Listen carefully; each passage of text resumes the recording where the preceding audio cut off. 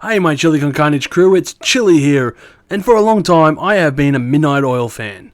In my mind, they were one of the 3 or 4 Aussie groups that are quintessential to their genre. The other 3 being Cold Chisel, Icehouse, and AC/DC. They brought a strange blend of pub rock to the 80s sound while singing strangely specific lyrics about Australian politics, and yet they had a #1 hit over the ocean, proving they could write some kick-ass tunes. To me, they encapsulate a somewhat simpler time, which seems an ironic statement given their highly political lyrics. So, let's check if our beds are burning, wait for some blue skies before mining, and feel the power and the passion of these kings of the mountain, Midnight Oil. But first, a quick history lesson. Midnight Oil were formed as early back as 1972 under the name Farm by Jim Mogney on guitar and keyboard, Andrew James on bass, and possibly Australia's finest drummer, in my opinion, Rob Hurst. Over the coming years, they would take on an additional guitarist with Martin Rotzi, and they would change their name to Midnight Oil. The iconic Peter Garrett would also become their frontman, although back in those days, he had hair. Anyway, the lineup would truly be completed when Peter Gifford joined on bass in 1980 for their golden era. Albums included Places Without a Postcard, 10 to 1, Red Sails in the Sunset, and Diesel and Dust, each with very iconic and mostly Australian album covers. Maybe on a future episode I might do a retro review on these. Let me know below or on Twitter if you are interested to hear that. Fast forward some albums, some big hits and others not so much, and we find ourselves in 2002 when the band went on hiatus. Peter Garrett would become a politician for a few years but eventually came back to the music scene and reformed the band in 2016. Their latest album was in 2020 with Makarrata Project, involving many high profile indigenous artists in an electronic rock or pop rock sound. So, we now reached this new album in 2022 with Resist. And what are my thoughts?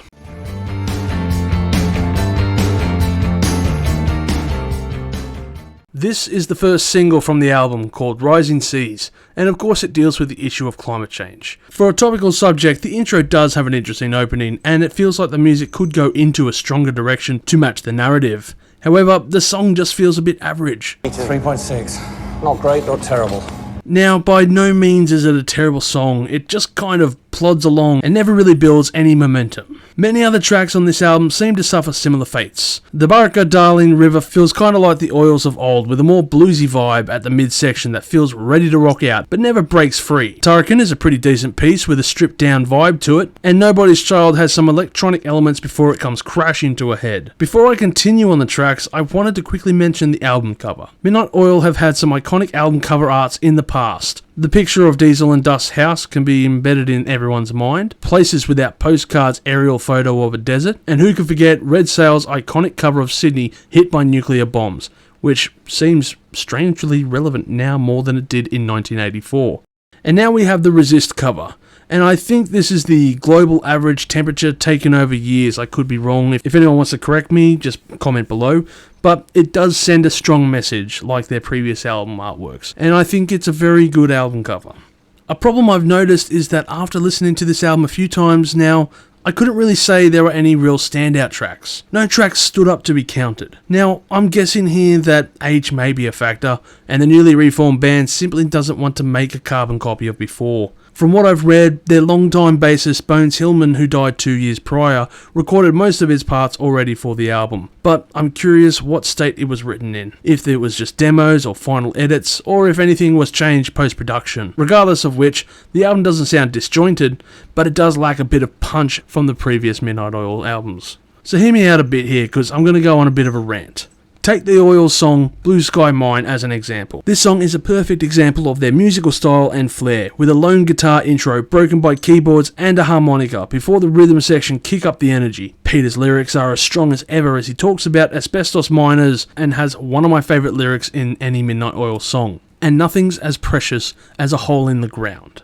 Now, this song has a strong message within about how miners knew the job they were doing is killing them, but they needed the money, so they did it anyway. It is also broken up by instrumental parts that allow Garrett to do his famous dance. If you listen to the rest of the album, and any albums prior, there are some high energy songs, and then there are some just laid back songs. This current album seems to lack any of the energetic songs. Even Peter's lyrics aren't as angry as past tracks like Armistice Day. I would have thought, with this time in politics, the bushfires and other environmental issues, and the latest political scene being so fractured and bitter, that he would use this to help in his writing. Instead, we seem to have a subdued Midnight Oil. If only the haters on my review of Aaron Lewis could hear this. Then they would know it's not about the politics, but the music. You could have a great point to be made, but if your tunes aren't landing, then no one is wanting to hear what has been said. Like I said earlier, this album is not great, not terrible. It's neither the worst thing they have made, but it is definitely not their best. In fact, it's a little less than average on their list of albums. Overall, I would give this album about 500,000 chilies on the spicy scale, with it scoring higher because I'm a fan of their music. I felt they missed the mark here, and instead of winning over newer fans, maybe the sales have set for them. I would say their best songs were Tarkan, Nobody's Child, and Reef. Well, here's to hoping to a brighter future. Thank you for watching this video. If you have enjoyed it, please consider liking it and sharing it with your friends. And also don't forget to subscribe to our Chili Con Carnage crew to stay updated on our newest videos. We're also on Facebook, Instagram and Twitter at Live Listen Erased. Please join us on those media platforms for all kinds of updates and discussions regarding music. And as always, stay spicy.